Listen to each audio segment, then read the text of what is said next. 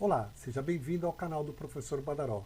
Nessa série de vídeos de redes locais, vamos estudar hoje conceitos, histórico e o modelo ISO-OSI. Vamos testar o som e em seguida começar. Ei, ei, ei, teste, teste, teste, som, som, som, laser digital, double deck system, sensacional, uau, uau, show, show, show. Introdução. Trabalhar em rede evita redundâncias, minimiza tempo de dedicação e facilita o compartilhamento de informações. Esses são alguns dos diversos benefícios que uma rede de computadores pode proporcionar a um ambiente de trabalho. Para entender uma rede, precisamos conhecer alguns conceitos, fundamentos e regras mundiais, sua implementação e funcionamento. Como objetivos, temos que entender o conceito básico de rede de computadores a partir de um pequeno histórico e conhecer o modelo ISO-OSI. O modelo ISO-OSI é uma base para o entendimento de redes de computadores, dos sistemas abertos e da interoperabilidade. Redes de computadores é a conexão, por definição, de dois ou mais computadores e dispositivos com a finalidade de permitir o compartilhamento de recursos ou a troca de informações. A rede surgiu com uma solução para todas estas necessidades de compartilhamento, desde as impressoras aos mais diversos periféricos, sendo apenas necessário a implementação de uma interface de rede. Uma solução mais que completa. A rede de computadores, além de resolver o problema de compartilhamento, permitiu a criação de um mundo virtual em que as pessoas se comunicam, trabalham cooperativamente, trocam informações e mantêm os laços de amizade independente da distância física. Como classificação das redes de computadores, nós temos PAN, LAN, MAN e WAN. A PAN é a rede de área pessoal, é uma rede doméstica que conecta dispositivos ao alcance de um indivíduo. Ou seja, uma PAN é formada pela comunicação de curta distância entre equipamentos em um ambiente reduzido, como, por exemplo, uma mesa de trabalho. Então, quando você pega lá seu celular e conecta ele via Bluetooth com outro celular ou com o seu Note ou com a televisão através do Chromecast, isso tudo faz parte da sua PAN, da sua rede pessoal. Depois nós temos aqui a LAN. A LAN é as chamadas Local Area Network, ou redes locais, que interligam computadores presentes dentro de um mesmo espaço físico. Isso pode acontecer dentro de uma empresa, de uma escola ou dentro da própria casa, sendo possível a troca de informações e recursos entre os dispositivos participantes. Então aqui você está vendo essa classificação, ela parte em relação à distância, ao espaço geográfico da qual compõe a rede. Então dentro de prédios até 100 metros, 1 quilômetro, dentro de campos, salas dentro de 10 metros, isso é a LAN. Numa área de 10 quilômetros, que abrange aí 10 quilômetros, principalmente nas cidades, nós temos a MAN. A MAN, imagine, por exemplo, que uma empresa possui 2 escritórios em uma mesma cidade e deseja que os computadores permaneçam interligados. Por isso, existe a Metropolitan Area Network, ou rede metropolitana, que conecta diversas redes locais dentro de algumas dezenas de quilômetros. A MAN futuramente deve desaparecer e aí nós vamos ficar só com PAN, LAN e WAN. A WAN é uma rede de longa distância ou rede de área alargada. É uma rede de computadores que abrange uma grande área geográfica com frequência um país, um continente ou até o globo terrestre. Ela difere ainda da rede pessoal e da rede local e da rede metropolitana. Então, a classificação ela tende a ficar como PAN, LAN e WAN. Você vai ver alguns escritores colocando lá SAN, S-A-N, como Storage Area Network, ou uma rede de área de armazenamento, onde vai compartilhar somente a área de armazenamento. Você também pode ver que alguns escritores colocam um W aqui na frente dessas siglas, WLAN, W de wireless, ou seja, uma LAN sem fio. Mas esse negócio é só para colocar mais sigla no mercado, né? A LAN é LAN, independente se é com fio ou sem fio. Vamos aí à parte de histórico. O surgimento dos mainframes. A era dos mainframes. No início dos anos 70, somente existiam os grandes computadores que ficavam em salas isoladas. A rede consistia apenas de terminais que eram compartilhados por vários usuários que podiam apenas consultar os dados de forma restrita por programas executados no computador. Além do acesso restrito, somente grandes empresas tinham esse tipo de rede. Então aqui você tem um exemplo de um mainframe. Você vê a sala gigantesca, aqui a gente tem as unidades de fitas. Essas salas eram realmente gigantescas, com ar-condicionado funcionando ali entre 19, 20 e 21 graus. Não podia sair disso daí, senão começava a dar pau em todos os computadores. Você que é da região do Grande ABC, você deve conhecer o Gran Plaza, né, o Shopping Gran Plaza. Lá na Avenida Industrial, perto da rede ferroviária, onde está esse shopping, é onde ficava a General Electric, a indústria de eletrodomésticos e eletrônicos da General Electric. E lá naquela área onde tem a administração, onde ficava o CPD, Centro de Processamento de Dados da General Electric. E lá nós tínhamos, foi a época que eu comecei a trabalhar aqui como operador de computador, nessa época, a gente tinha um mainframe basicamente igual a esse aqui, ó, onde processava todos os serviços de todas as filiais General Electric do Brasil. E era bem dessa cara mesmo. Aqui temos um outro exemplo de mainframe. O mainframe da General Electric, ele era da Honeywell Bull, uma empresa francesa. Apesar da IBM dominar praticamente o mundo dos mainframes, a gente tinha uma empresa francesa dentro da General Electric. Você fala, Badaró, você tem aqui o operador, essas 4 unidades de fitas, cadê o monitor? Monitor de vídeo? Não tinha monitor de vídeo nessa época. O monitor de vídeo começou a aparecer no final da década de 70. O monitor de vídeo aqui não existia. Você fala, e aí, como que você operava lá? Você ficava lá mexendo as chavinhas bit byte para dar os comandos para o mainframe. Era dessa forma que era feito. Na fundação também tinha mainframe, a Fundação Santo André, onde tem a área da biblioteca, lá é onde ficava o mainframe. Todo aquele prédio é onde ficava o único mainframe da Fundação Santo André. Na década de 60 eram Borros B500, uma empresa norte-americana. Depois, na década de 70, aí a Fundação adquiriu um equipamento japonês da Fujitsu, o equipamento Facom 38, o modelo Facom 38S.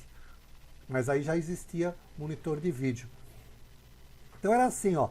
Você está vendo aqui, essa aqui é a gente chamava de MDE. MDE era uma máquina de escrever, ou seja, todos os comandos que eu precisava mandar para o computador, eu digitava e saía impresso, como se fosse uma impressora. E tudo que o computador mandava de informação, saía impresso aqui também, não tinha monitor de vídeo. Aqui, ó, que você está vendo aqui, é uma CPU, onde a gente fazia algumas interações de bit byte aqui com a CPU. Aqui unidades de cartões perfurados e classificadora, 4 unidades de fita no fundo, e esses 2 gabinetes aqui é da unidade de disco rígido, HD. O HD nessa época, ele tinha 5 megabytes. Badaró se errou, não é 5 tera, não é 5 giga, não, é 5 mega. Quando surgiu os discos rígidos, esse gabinete gigantesco aqui é para ter apenas um disco de 5 megabytes.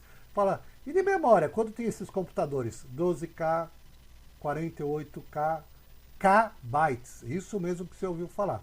E nessa época, computadores, todos eles trabalhando em linguagem de máquina, ou através de um COBOL ou Fortran, que era transformado isso daí para linguagem de máquina. Aqui temos um outro, aqui o operador aqui na MDE, esse aqui só tem unidades de fitas. Na fundação, quando a fundação adquiriu o equipamento Fujitsu Facom, ela tinha 2 unidades de disco já de 80 MB, já era final da década de 80, já eram os computadores já um pouquinho mais evoluídos, né? Já um pouquinho mais evoluídos. Aí, dando sequência ao nosso histórico, teve o surgimento dos mini computadores. Então, por volta de 74, nos Estados Unidos, teve uma disseminação de computadores menores chamado de mini computadores, que pôde ter uma descentralização aí das informações, onde empresas de pequeno e médio porte começavam a adquirir esses mini computadores. A fundação também, no final da década de 80, também migrou do mainframe, do Fujitsu Facom, para o mini computador chamado SID, o modelo da SID. Nessa época, a gente tinha uma restrição de mercado, todos os mini computadores que fossem adquiridos nessa época, tinha essa reserva de mercado, tinha que ser computadores nacionais. Então a SID e a Cobra eram as grandes empresas de computadores, de mini computadores aqui no Brasil. E a fundação acabou adquirindo aí um mini computador SID nessa época. Aqui a gente tem um IBM, um mini computador IBM, já com monitor de vídeo. Aqui já tinha todos eles monitor de vídeo. Os mainframes também tinham monitor de vídeo, mas aqueles que estavam lá no começo da década de 70 ainda não tinham, como aquele que eu peguei aí até o final, quase o final da década de 70. Por volta de 78, 79 começaram a aparecer os computadores mainframes com monitores de vídeos. Então aqui a EDIS, aqui também como um desses computadores. Então aí a propaganda do Jornal do Brasil, aí da reserva de mercado, fabricando já mini computadores. Aí 2 gênios, Steve Jobs e Steve Wozniak, criaram uma empresa chamada Apple. A Apple tinha computadores com arquitetura fechada, significava que ninguém podia copiar seus projetos. Ela lançou aqui o Apple II, 2 unidades aqui de disquete. Depois ela evoluiu, lançou esse outro Apple, que era o Lisa, que já começava a ter uma interface gráfica e usava mouse nessa época. E aí a IBM, vendo que seu mercado de mainframes e mini computadores estava indo para o buraco, resolveu lançar os PCs IBM com arquitetura aberta. Que significava isso? Que todo mundo que quisesse copiar o projeto da PC IBM podia copiar. Então aí começou a surgir um monte de empresas, muitas empresas. E aí muita gente também começou a montar micro lá na sua garagem, começou a fazer computador e vender microcomputador. Esse modelo que a gente está vendo aqui embaixo, aqui no canto inferior da tela, era um PC IBM, que foi o primeiro laboratório de PC IBM da Fundação Santo André. Teve outros laboratórios, o de PC IBM era com esse modelo aqui. Depois teve o PC XT, que era um PC que já tinha disco rígido. Esse aqui só tinha unidades de disquete e 2 unidades de disquetes aí para atender às demandas.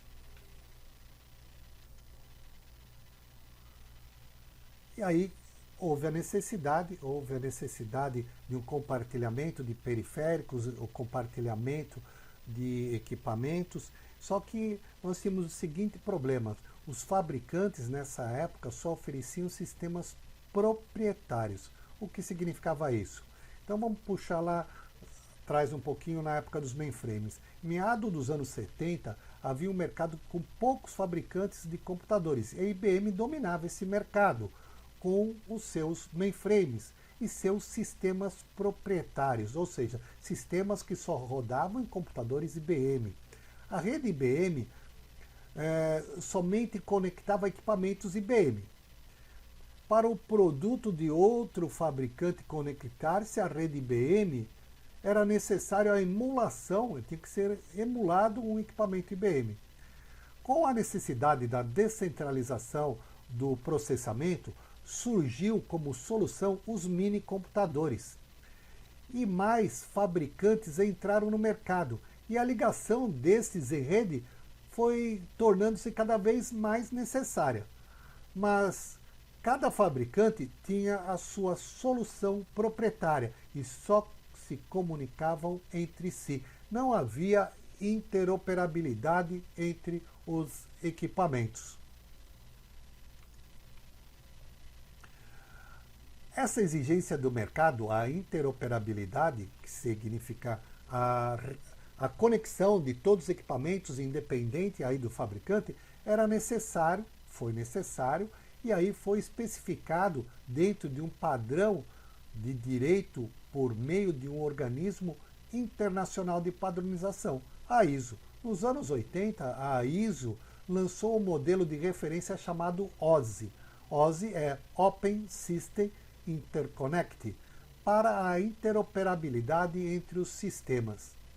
Aí o governo norte-americano lançou um documento, uma lei, onde especificava que as compras de informática do governo americano deviam obedecer o modelo OSI, fazendo que esses fabricantes desenvolvessem produto nesse modelo, proporcionando a interoperabilidade entre os fabricantes.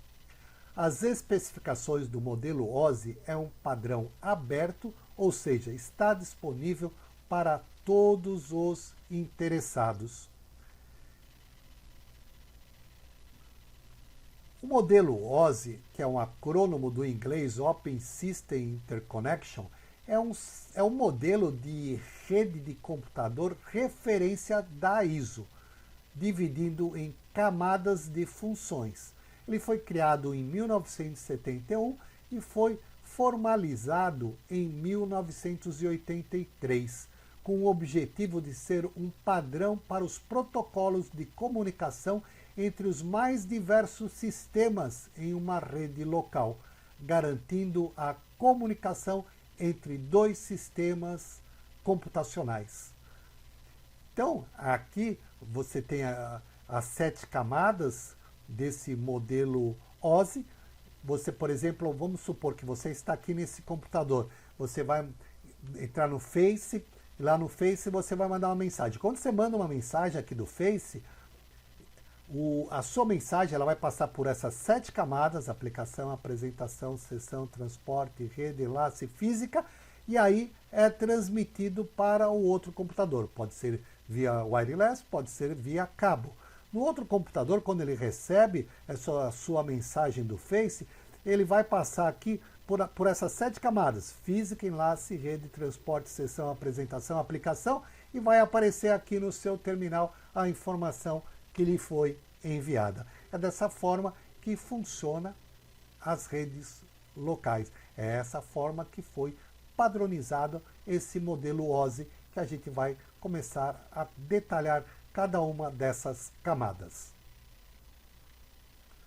A camada 1, que é chamada camada física, é a camada de mais baixo nível. Por que mais baixo nível? Ela define as especificações elétricas e mecânicas e funcionais para ativar, manter e desativar a ligação física entre dois computadores em rede. Ela especifica as características físicas, como qual tipo de cabo que está sendo utilizado, a codificação dos sinais, os conectores e as limitações de distância e velocidade.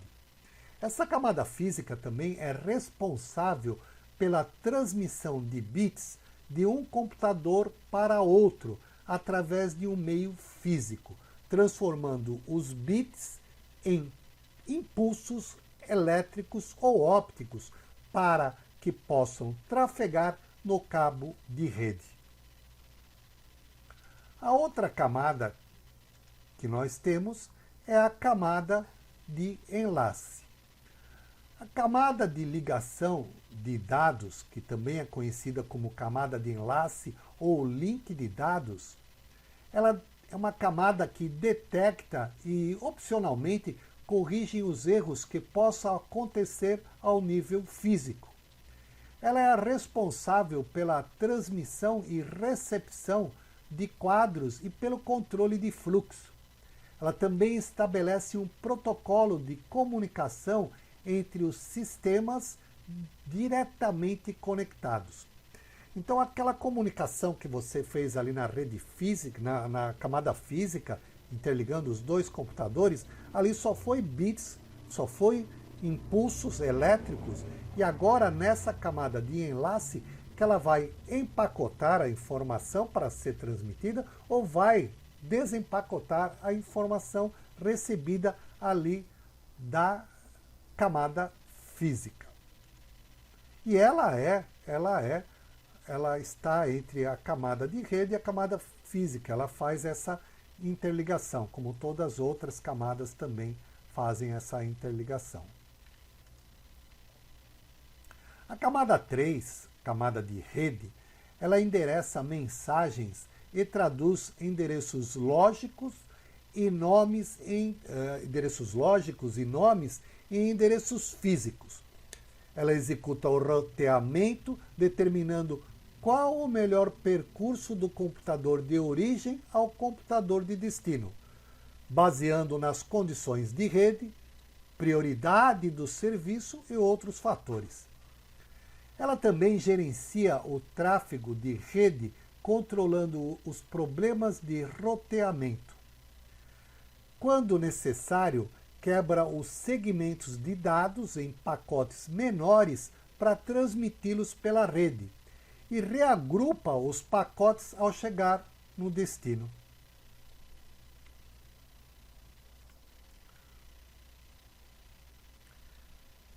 Já a camada 4, que é a camada de transporte, ela fornece um serviço de transporte confiável de dados, que é a transparência para as camadas superiores, que é sessão, apresentação e aplicação.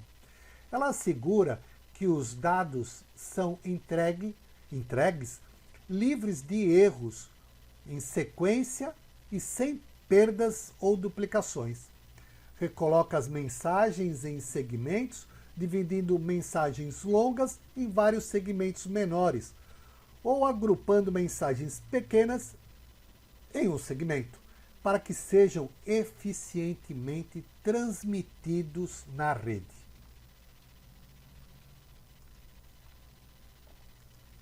Camada 5, a camada sessão. Essa camada estabelece, gerencia e encerra sessões de comunicação, que consiste de requisições e respostas do serviço entre duas aplicações localizadas em dois computadores em rede. No diálogo para estabelecer a sessão, é acordado as características da comunicação, como qual lado transmite, quando, durante quanto tempo e assim por diante. Ela fornece a sincronização das tarefas dos usuários, colocando pontos de controle de fluxo de dados para que, em caso de falhas de comunicação na rede, somente os dados posteriores ao último ponto de controle terão que ser retransmitidos. A camada 6, a camada de apresentação. Ela fornece as funções de formato dos dados, como o tipo de codificação e conversão dos dados, incluindo compreensão e descompressão, criptografia e descriptografia. Os dados são representados por formatos adequados para cada tipo de dados ou aplicação. Por isso, temos vários formatos utilizados para textos, imagem, sons e vídeo, que podem ser convertidos conforme são transmitidos de um computador para outro dentro da rede. Por exemplo, temos computadores que trabalham com o sistema de representação de textos denominados EBCDIC. Essa representação ela é muito usada, ou vou te falar, ela é usada em mainframes e minicomputadores. É esse tipo de codificação que é utilizado. Em outros são usados o ASCII. O ASCII é o que são usados em microcomputadores. Então essa camada faz a conversão de BCDIC para ASCII e vice-versa, conforme a necessidade. O mesmo acontece com os padrões de imagens, por exemplo, como GIF, JPEG, TIFF. Então ele vai fazendo essas conversões aí dentro da transmissão da rede. E por fim, a última camada, que é a camada de aplicação. Essa camada de aplicação é a camada mais alta e atua como uma janela para os processos do aplicativo que necessitam e acessam os serviços de rede. Representam os serviços de suporte direto ao aplicativo do usuário, como os serviços de transferência de arquivo, que você já deve ter ouvido falar em FTP, que é o File Transfer Protocol, ou mesmo o SMTP, que é o acesso ao correio eletrônico, e outros serviços da rede. Essa camada oferece à aplicação o acesso geral aos serviços da rede, permitindo o acesso às funções de comunicação, do controle do fluxo e da recuperação de erros ao nível do aplicativo.